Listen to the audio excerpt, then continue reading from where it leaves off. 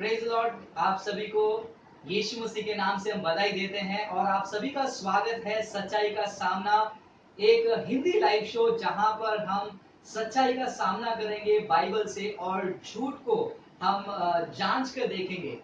और ये सच्चाई का सामना इस लाइव शो में इस बार भी हम हमारे साथ स्टूडियो में जुड़े हुए हैं हमारे professor Peter. Welcome professor Peter, thank you very much जुड़ने के लिए। तो चलिए हम एक छोटे से प्रार्थना के द्वारा हम show at 34. So as believers we come together and we request you all to join us in prayer for Dr. Nabil Qureshi's family. I would request Professor to have a short prayer for Dr. Nabil Qureshi. Let's pray. Our gracious Heavenly Father, we thank you for the life that you have granted to Nabil Qureshi, that even in this short lifespan, Father, the ripples that he created and his life, his messages and his research has created was phenomenal. We praise you, God, for giving such a life, and we know that you are gracious, you are kind, you are sovereign over all of us. We never doubt your goodness, we never doubt your kindness. And Lord, we pray for Nabil Qureshi's family, that you comfort their hearts, you bring peace in their hearts, and Lord our God, through your Holy Spirit, you comfort their hearts. And Father God, we also pray that many people may be raised like Nabil Qureshi. Amen. Many servants of God may be raised like him and proclaim your gospel and stand for your truth. We surrender the whole family to your hands. In Jesus' name we pray. Amen. Amen. Thank you, Professor. और दर्शकों को भी धन्यवाद कहना चाहूंगा doctor Nabeel Qureshi के परिवार के लिए, उनके पत्नी के लिए, उनकी एक छोटी सी बच्ची है, उनको आपने प्रार्थना में आप याद रखें कि प्रभु उनके सारी जरूरतों को पूरा करें। और इतना ही नहीं, ये शो को हम जारी रखेंगे और इस शो को जारी रखने के लिए प्रोफेसर हम चाहते हैं कि इस शो को क्वालिटी और थोड़ी बढ़ जाए और हम देख रहे हैं कि काफी सारे टेक्निकल दिक्कतें आ रही हैं, तो इस शो को हम इम्प्रूव करना चाहते हैं और उसके लिए आपकी सहायता की हमें जरूरत है। आप हमें कृपा करके सहायता कर सकते हैं। हमारे चैट ऑप्शन में हमारे टीम मेंबर्स आपको एक लिंक प्रोवाइड करेंगे, आप अपने सहायता को हमें दे सकते हैं।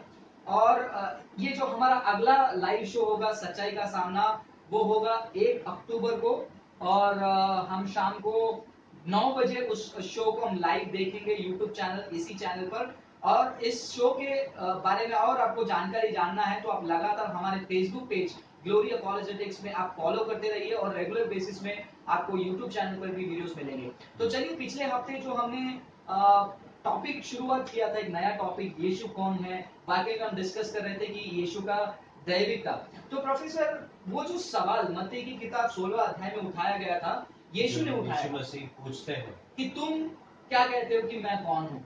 अगर ये सवाल आज भी उठाया जाए तो शायद से बहुत सारे बयान आएंगे, उसके बहुत सारे लोग अपने ओपिनियन देंगे, राय देंगे, लेकिन क्या लोगों का राय, लोगों का ओपिनियन से ये सारी बातें यीशु मसीह वाकई में कौन है इसके ऊपर प्रभाव डालती है? पहली बात ऐसा है कि अगर मैं कौन हूं, अगर किसी को भी कोई भी जानना चाहता है कि मैं कौन हूं, तो वो लोग आकर मुझे पूछना चाहिए और मैं अपने बारे में क्या समझता हूं, मैं क्या करता हूं। अगर 10 लोगों से पूछेंगे शायद 10 राय मिलेंगे। अगर किसी को भी यीशु मसीह के बारे में अगर कोई भी जानना चाहता है, लोगों की राय, लोग क्या मानते हैं, लोगों का जो सोच उनके बारे में क्या है, इनको देखने से उस व्यक्ति की सच्चाई और उस व्यक्ति की वजूद क्या है हम जान नहीं सकते। हाँ, मगर अगर हम यीशु मसीह को जानना चाहते हैं, यीशु मसीह ने अपने बारे में क्या कहा और उनके चेलों ने यीशु मसीह को कैसे समझा और उनके जो यीशु मसीह के जो विरोध थे, उन्होंने यीशु मसीह को क्या कहते हुए सुना और उन बातों से उन्होंने क्या समझा।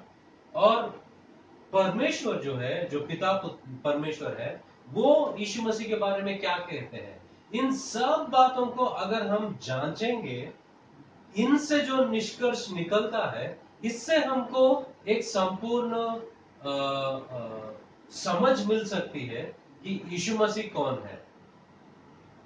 तो पिछले बार हमने देखा है कि कुछ ऐसे वचनों को हमने देखा है कि यीशु मसीह अपने बारे में क्या बताया लोगों को और उन्होंने क्या समझा। तो ये बहुत अहम बात है कि यीशु मसीह को जानने के लिए पहली चीज जो है हमको बाइबल में देखना है कि यीशु मसीह अपने बारे में उन्होंने क्या कहा है और लोग उनको क्या समझा।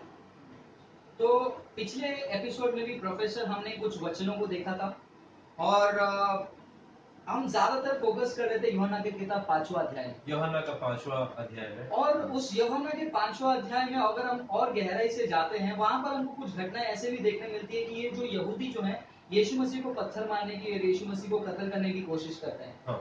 और वो कारण जो है अगर हम लोग देखेंगे, दो कारण है। एक, यीशु मसीह सैबत के दिन एक व्यक्ति को चंगा कर रहे हैं और कह रहे हैं कि तुम अपना बिस्तर लो और चलो फिरो, और वहां पर साफ साफ दिख रहा है कि यीशु मसीह जो है सैबत को तोड़ रहे हैं। तो प्रोफेसर इसके बारे में आप क्या कहना चाहेंगे?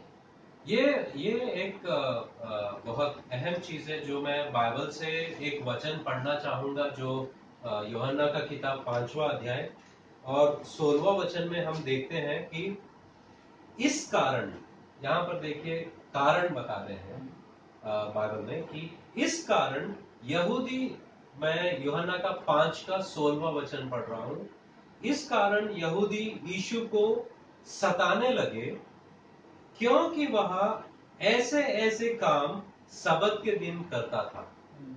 पहली बात यहाँ पर हमको ये दिखता है कि वो यीशु मसीह को क्यों सता रहे थे, क्योंकि वो सबत के दिन ऐसे ऐसे काम कर रहे हैं, सबत के नियमों को तोड़ रहे हैं। इसके लिए यीशु मसीह जवाब देते हैं अगले वचन में, जो है 17 वचन में।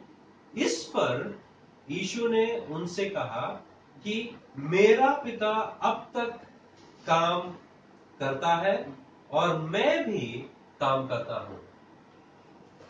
यहां पर सवाल, यीशु मसीह को लोग सताने लगे क्योंकि वो सबत के दिन काम कर रहे थे, और यीशु मसीह का जवाब था कि अब तक मेरा पिता काम कर रहा है तो मैं काम कर रहा हूं। इसका और ये जवाब का क्या रिश्ता है? रिश्ता ये है, यीशु मसीह ये बताना चाहते थे कि परमेश्वर जो है, पिता, मेरा पिता जो है, वो अभी भी काम कर रहे हैं, जैसे कि मेरा जो पिता है वो सबत के नियमों के बंधन में नहीं आते हैं,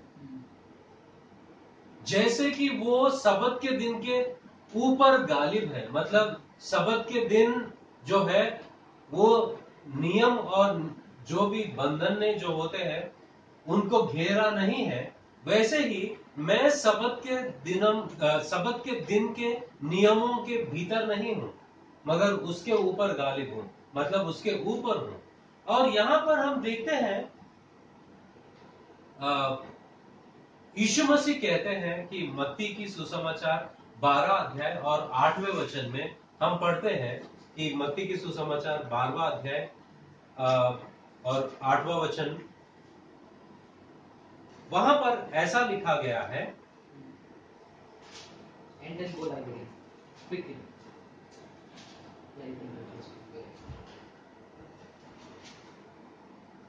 यहां पर वचन पढ़ते हैं, मत्ती की सुसमाचार 12वां अध्याय और 8वां वचन।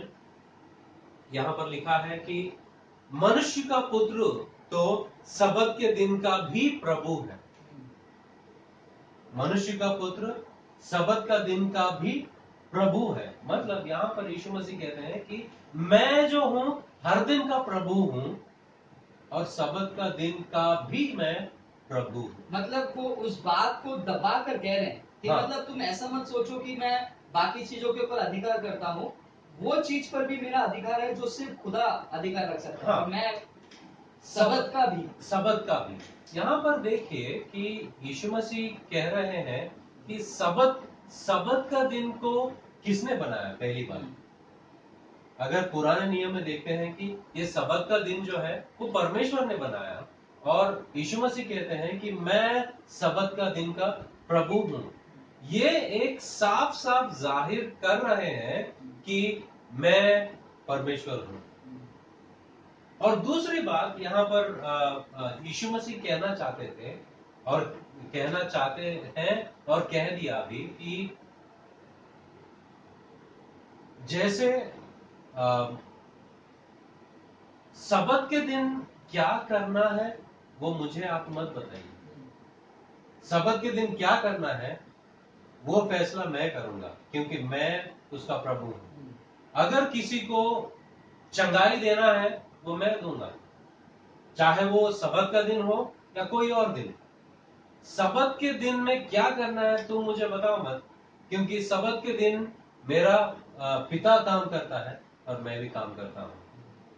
तो ये बात जो है, मैं सबत के ऊपर प्रभु हूं, मार्कुस की सुसमाचार मार्क 2 अध्याय 28 वचन में भी लिखा है, लूका का 6वां अध्याय 5वां वचन में भी लिखा है। और यहाँ पर यहूदी लोग ने समझा कि हम सब लोग सबत का नियमों का पालन करते हैं, मगर ये सबत के दिन ये सब काम करता है। और उसका जवाब में यीशु मसीह कहते हैं कि मैं सबत का दिन का प्रभु हूं। और एक वचन मैं पढ़ना चाहूंगा, मार्क का सुसमाचार 2 अध्याय 28 वचन। यहां पर लिखा है वही बात। And then go like that. Don't raise your hands. And then go like that. And please take care of your hand. It is recording your hand also. 2 अध्याय 28 वचन में हम पढ़ते हैं,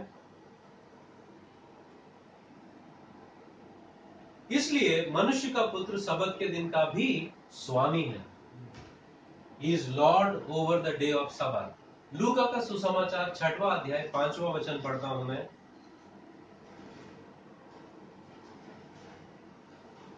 यहां पर एक बात लिखा है,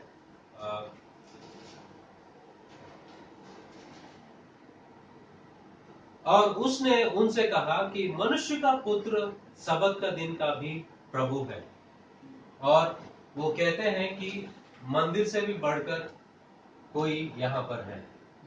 यहां पर एक बात साफ दिखाता है, यीशु मसीह बताते हैं, जो सबत का पालन ना करते हुए भी वो लोगों को ये बताना चाहते हैं कि मैं सबत के ऊपर हूं, सबत के नियमों के अधीनता में नहीं हूं। ये एक यहूदी के लिए बहुत क्लियर डिस्क्रिप्शन है। और यहाँ पर एक और चीज भी जो हम देखते हैं, जहां पर आपको क्या लगता है प्रोफेसर, अगर यीशु मसीह अपने आप को यानी कि यीशु मसीह पिता को अपना पिता कह रहे हैं, मतलब यीशु मसीह खुदा को अपना पिता कह रहे हैं और समानता दिखाने की कोशिश कर रहे हैं, तो उस समय के यहूदी लोगों को ये कैसा लगा रहेगा सुनकर? मतलब यीशु कहना क्या चाहते हैं ये कहकर कि पिता ये खुदा मेरा पिता है, परमेश्वर मेरा पिता है? ये दूसरा मुद्दा है। ये दूसरा मुद्दा जो है, जो जिसके वजह से यहूदी लोग यीशु मसीह को मार डालना चाहते थे। पहला जो वजह था वो ये है कि वो सबत के दिन ऐसे काम कर रहे थे। दूसरा जो है, परमेश्वर को अपना पिता कहकर, मैं वो वचन पढ़ना चाहूंगा आपको, जो यूहन्ना का 5वां अध्याय 16वां वचन और 17वां वचन और 18वां वचन में हम देखते हैं। 18 वचन में पढ़ता हूं, यूहन्ना का 5 का 18। इस कारण यहूदी और भी अधिक उसको मार डालने का प्रयत्न करने लगे कि वह न केवल सबत के दिन की विधि को तोड़ता, परंतु परमेश्वर को अपना पिता कहकर अपने आप को परमेश्वर के तुल्य ठहराता है। मतलब यहां पर एक बात हमको समझना चाहिए कि यीशु मसीह अगर परमेश्वर को अपना पिता कह रहा है, तो यहूदी लोग ने ये समझा कि यीशु मसीह अपने आप को परमेश्वर के तुल्य ठहरा रहा है, मतलब परमेश्वर के समान ठहरा रहा है। और ये बात सच है, उन लोग ने सही समझा। अगर वो पत्थर उठा रहे हैं यीशु मसीह को मारने के लिए और ये बात कह रहे हैं कि तूने अपने आप को परमेश्वर के समान ठहरा रहा है, तो यीशु मसीह ये कह सकते थे कि आपने मुझे गलत समझा है, मैं ये नहीं कह रहा था। मगर यीशु मसीह ने ऐसा नहीं कहा। यहां पर यीशु मसीह ने उन लोगों को जो समझाया और उन लोग ने जो समझा, जो समझाना चाहते थे, जो लोग समझा है, वो सब समान है और सही है, और वो गलत नहीं समझे, वो सही समझे हैं। अगर हम आगे के वचनों को पढ़ते हैं, यूहन्ना का सुसमाचार 5वां अध्याय 18 वचन में जो अभी मैंने पढ़ा है, और 19वां वचन से अगर हम पढ़ते हैं, क्यों यीशु मसीह अपने आप को पिता के समान ठहराया है, वो हम देखते हैं। और प्रोफेसर, मैं चाहूंगा कि हमारे दर्शकों के लिए आप इन वचनों को थोड़ा सा वचनों का नंबर एम्फसाइज करके बताएं, ताकि वो लोग नोट करें, और मैं आशा करता हूं कि आप लोग नोट कर रहे हैं और बाद में आप इन चीजों को स्टडी करेंगे। हाँ, ये वचनों को जैसे मैं बता रहा हूँ, ये आप लिख लीजिए और आपके बाइबल में मार्क कर सकते हैं और पढ़ सकते हैं, क्योंकि ये जो वचन है बहुत अहम वचन है। और अगर कोई कहता है कि यीशु मसीह खुदा होने का दावा उन्होंने किया नहीं, तो आप इन वचनों का इस्तेमाल कर सकते हैं और बता सकते हैं कि यहाँ पर हम देखते हैं कि यीशु मसीह अपने आप को पिता के समान ठहराया है, और उन्होंने कहा है कि मैं सबद का परमेश्वर हूँ, प्रभु हूँ, स्वामी हूँ। ये सब बातों का आप उनको बताकर ये बात को साबित कर सकते हैं कि यीशु मसीह खुदा होने का दावा किया है। और दूसरी बात, कुछ लोग ये कहते हैं कि यीशु मसीह साफ साफ कहीं पर भी नहीं कहा कि मैं परमेश्वर हूँ या मैं खुदा हूँ।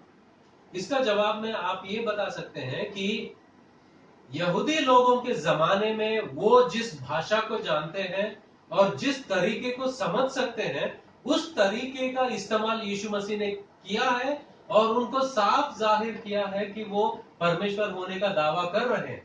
अगर मैं आज अंग्रेजी की भाषा में यीशु मसीह को सुनना चाहता हूं और कहता हूं कि यीशु मसीह मेरे भाषा के अनुसार उन्होंने कहा नहीं कि वो परमेश्वर है, ये गलत है, क्योंकि यीशु मसीह की भाषा को आप समझना चाहिए, और यीशु मसीह को सुनने वालों ने सही समझा, और यीशु मसीह उनको जो समझाना चाहते थे वो समझ गए। इन बातों को हमको उस जमाने में जो भाषा की इस्तेमाल की गई है और जो लोग समझते थे, उनके विचार और सोच को हमको समझ के इसका निष्कर्ष निकालना चाहिए, और ये बात साफ उन्होंने साबित किया है। यहाँ पर हम कुछ वचनों को आगे भी पढ़ते हैं। हम यूहन्ना का 5वां अध्याय 16, 17, 18 वचन पढ़े हैं अभी मैं 19वां वचन पढ़ता हूं। 18 वचन में यीशु मसीह ने अपने आप को पिता के समान ठहराया है, और 19वां वचन में देखते हैं क्या कहते हैं। इस पर यीशु ने उनसे कहा, मैं तुमसे सच सच कहता हूं, पुत्र आपसे कुछ नहीं कर सकता, केवल वह जो पिता को करते देखता है, क्योंकि जिन जिन कामों को वह करता है उन्हें पुत्र भी उसी रीति से करता है। और प्रोफेसर, यहाँ पर ये जो वचन है, पुत्र अपने आप से कुछ नहीं कर सकता, और मैंने जाकिर नायक और बहुत सारे लोगों को ये करते हुए देखा है। वो एक वचन को ऐसे उठा लेंगे और कहेंगे I can of my self do nothing. वो कहते हैं कि यीशु कहते हैं कि मेरे अपने आप से कुछ नहीं होगा। मैं माफ कीजिए, मैंने आपको यहाँ पर रोका, क्योंकि ये एक मुख्य शब्द है दोस्तों, ये एक मुख्य वचन है, जहां पर कई बार इमरान, जाकिर नायक और बहुत सारे लोग निकल के ये दिखाते, देखो यीशु कहते हैं कि मैं खुद से कुछ नहीं कर सकता हूँ, लेकिन आगे का वचन पढ़ा है उन्होंने। और प्रोफेसर यहाँ पर मैं बताना चाहूंगा, नहीं, आपने जो बात बताई है वो बहुत सही है कि काफी सारे मुसलमान भाइयों जो है वो सिर्फ आधा वचन लेते हैं और कहते हैं कि अगर यीशु मसीह परमेश्वर है तो अपने आप के अनुसार सब कुछ क्यों नहीं करते। यहाँ पर देखिए, आपको पूरा वचन पढ़ना है। 19वां वचन कहता है कि इस पर यीशु ने उनसे कहा कि मैं तुमसे सच सच कहता हूं, पुत्र आपसे कुछ नहीं कर सकता, केवल वह जो पिता को करते देखता है, क्योंकि जिन जिन कामों को वह मतलब पिता करता है उन्हें पुत्र भी उसी रीति से करता है। उसी रीति से। उसी रीति मुसलमानों को और मुसलमान भाइयों को ये वचन पढ़ना बहुत जरूरी है, क्योंकि यहाँ पर साफ साफ यीशु मसीह कहते हैं कि जो कुछ भी मेरा पिता करता है वो मैं भी कर सकता हूं। मतलब दैट इंक्लूड्स एवरीथिंग, सब कुछ इसमें आ गया है। मतलब अगर खुदा एक इंसान को माफ करना चाहता है, खुद से माफ कर सकता है, वो यीशु भी कर सकते हैं। यीशु भी कर सकते अगर हैं। खुदा एक इंसान को मृतकों से उठा सकता है तो यीशु भी कर सकता है। आगे वचनों में वो वही हम देखते हैं। अभी हमने 19वां वचन पढ़ा है और 19वां वचन में हम देखते हैं कि पिता जो कुछ भी करता है वो यीशु मसीह भी करता है। मतलब ही इज लिमिटलेस, जैसे कि परमेश्वर पिता है। 20वां वचन में हम पढ़ते हैं, क्योंकि पिता पुत्र से प्रीति रखता है और जो जो काम वह आप करता है वह सब उसे दिखाता है। मतलब पिता जो भी करता है वो सब कुछ पुत्र को दिखाता है। अभी मुझे बताइए, कौन सा भविष्यवक्ता जो है वो सब कुछ पिता करता है वो सब देख सकता है? कोई भी। कौन सा जो पैगंबर है, कौन सा वो स्वर्गदूत है, वो सब कुछ पिता जो करता है वो देख सकता है? कोई नहीं। यहां पर यीशु मसीह कहता है कि क्योंकि पिता पुत्र से प्रीति रखता है, प्यार करता है, प्रेम करता है, जो कुछ भी पिता करना चाहते हैं और करते हैं वो पुत्र को बताते हैं। और यहां पर सब उसे दिखाता है और वह इनसे भी बड़े काम उसे दिखाएगा ताकि तुम अचंबा करो। मतलब so that you will be surprise, he will show you even greater things. अब हम 21वां वचन पढ़ते हैं। 21वां वचन में और भी अहम बातें हैं, क्योंकि जैसा पिता मरे हुओं को उठाता और जिलाता है, वैसा ही पुत्र भी जिन्हें चाहता है उन्हें जिलाता है।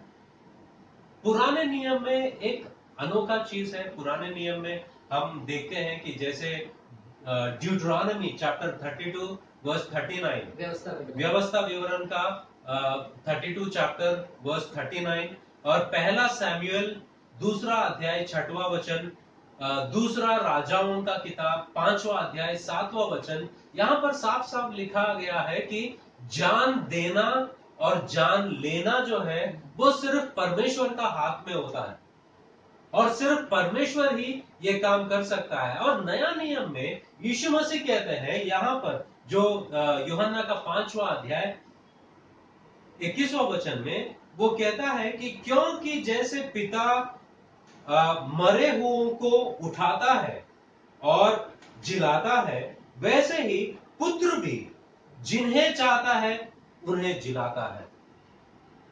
इसीलिए हम देखते हैं कि यीशु मसीह कितने मरे हुए लोगों को जिंदा किया है और जान दिया है। तो यहां पर यीशु मसीह कहते हैं कि जो डिवाइन प्रेरोगेटिव है, मतलब सिर्फ परमेश्वर भी ये चीज कर सकते हैं, वो मैं भी कर सकता हूं। और यहां पर दूसरी बात यीशु मसीह कह रहे हैं कि मैं परमेश्वर हूं और वो होने का दावा करते हैं। तो बाइबल अपने बयानों में जो 18 वचन में हम पढ़ते हैं कि अपने आप को परमेश्वर के तुल्य ठहराया है। पहली बात हमने देखा है कि 19वां वचन में जो कुछ भी पिता कर सकता है वो मैं भी कर सकता हूं, यहां पर तुल्य समान है। दूसरी बात, पिता जो कुछ भी करता है, जो भी करना चाहता है, वो परमेश्वर को दिखाते हैं और यीशु मसीह को दिखाते हैं और यीशु मसीह सब जानते हैं। तो जानने वाली बात में भी वो समान है। तीसरी बात, मरे हुओं को जिंदगी देना, जीवन देना, और यीशु मसीह भी जिसे चाहे वो अनंत काल का जीवन भी दे सकते हैं और मुर्दों से जिंदा भी कर सकते हैं। यही बात हम यूहन्ना के 5वां अध्याय 24 वचन में देखते हैं, और 11वां अध्याय 25 और 26 में भी देखते हैं। दूसरा कोरिन्थियों की पत्री 5वां अध्याय 17 वचन में भी देखते हैं। इन वचनों में हम देखते हैं कि यीशु मसीह जिंदा करता है और यीशु मसीह अनंत काल का जीवन दे सकता है, जैसे ही पिता दे सकता है। और आगे के एक वचन और भी हम पढ़ेंगे, जो है 22वां वचन। ये 22वां वचन में हम देखते हैं कि और पिता किसी का न्याय भी नहीं करता। ये मेरे लिए बहुत अहम बात है। पिता किसी का न्याय भी नहीं करता, परंतु न्याय करने का सब काम पुत्र को सौंप दिया है।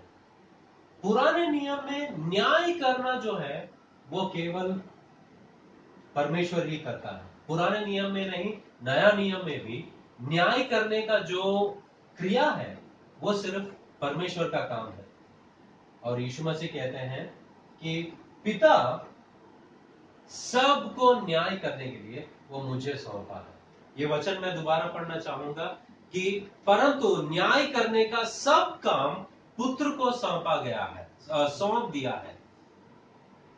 तो न्याय करने का जो है, Father judges no one but has given all judgment to the Son. आमीन। सो बाइबल साफ है अपने दावाओं पर। चलिए, हम काफी समय डिस्कस कर चुके हैं। एक लास्ट बात मैं बताना चाहूंगा, इससे हमारा डिस्कशन पूरा होगा और उसके बाद हम कॉल्स ले सकते हैं। यहाँ पर मैं 23वां वचन पढ़ना चाहूंगा। हम 18 वचन से 19, 20, 21, 22, अभी 23 वचन में मैं पढ़ना चाहता हूं कि इसलिए कि सब लोग जैसे पिता का आदर करते हैं वैसे ही पुत्र का भी आदर करें। और ये मेरा फेवरेट वचन है क्योंकि यहाँ पर देखिए, यीशु मसीह एक अच्छे इंसान का आदर को नहीं मांग रहे, भविष्यवक्ता का आदर नहीं मांग रहे, या कोई फारसी का आदर नहीं मांग रहे, मगर जैसे इंसान जो है परमेश्वर का आदर करते हैं वैसे ही पुत्र का भी आदर करें। यहां पर भी हम वो समानता को देखते हैं। अगर यीशु मसीह अपने आप को परमेश्वर का पुत्र कहलाया है और कहा है, और वो कहता है कि लोग समझे हैं कि ये परमेश्वर की बराबरी कर रहा है, उन्होंने इस स्टेटमेंट को क्वालिफाई किया है, इस स्टेटमेंट का सबूत दिया है। कैसे? कि अपने आप को परमेश्वर का तुल्य ठहराया है, वो ऐसे कि जैसे कि लोग पिता का आदर करते हैं वो पुत्र का भी आदर करें। इन सारे चीजों में हम समानता को देखते हैं। सो काफी बातें हैं, काफी वचन हैं, हम बात कर सकते हैं। अगर हम यीशु कौन है, यीशु क्या वाकई में खुदा है, इस टॉपिक पे बात करते जाए तो शायद से पूरा दिन चला जाएगा। लेकिन काफी सारे कॉलर्स हैं और 11:30 लगभग बज चुके हैं तो हम कुछ कॉलर्स को रिसीव कर लेते हैं और हम देखते हैं क्या सवाल आते हैं हमको। तो देखते हैं हमारे पहले कॉलर कौन है। Hello hello hello, praise the lord. हाँ, praise the lord brother. Yes, praise the lord, आप लाइव हैं। हाँ, प्रेज द लॉर्ड। मैं कोलकाता से सैम बोल रहा हूँ। जी बोलिए सैम, आपका सवाल क्या है? हाँ, मेरा सवाल है कि पिता, पुत्र, पवित्र आत्मा, अगर हम एक परमेश्वर कहते हैं, वो एक परमेश्वरता की बात कर रहे हैं हम, जिसमें 3 लोग हैं, जो है पिता, पुत्र, पवित्र आत्मा।